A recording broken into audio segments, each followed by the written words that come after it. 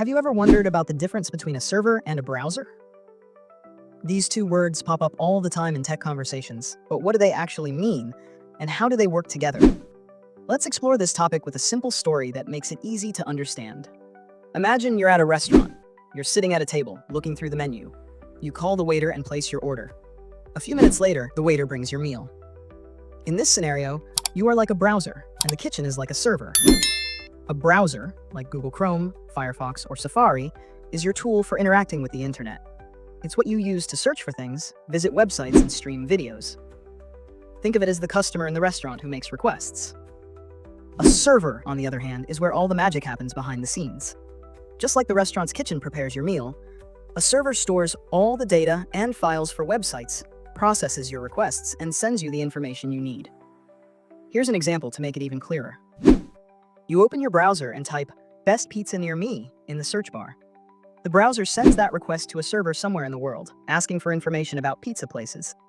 The server processes the request, finds the data, and sends it back to your browser, which displays the results on your screen. The two are like partners in a dance.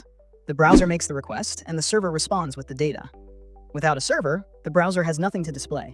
And without a browser, the server has no one to send data to. Let's dive a little deeper. Browsers are designed to interpret and display data in a way that's easy for humans to understand. When a server sends raw information, things like HTML, CSS, and JavaScript code, the browser takes that code and turns it into the text, images, and videos you see on your screen. Servers, however, are much more complex. They're powerful computers designed to handle multiple requests from different browsers at the same time. They store all the files that make up a website, text, images, videos, and more, and deliver them whenever someone asks. For instance, think of a popular website like YouTube. Every time you click on a video, your browser sends a request to YouTube's servers. The servers then find the video you want to watch and send it back to your browser so it can play it for you. But here's the thing. Servers aren't just about storing data. They also manage security, run applications, and handle databases. They're like the chefs in a restaurant, ensuring everything runs smoothly and every dish is prepared perfectly. On the other hand, browsers are more like the customer interface. They're user-friendly and intuitive, designed to make navigating the internet as simple as clicking a button or typing a search.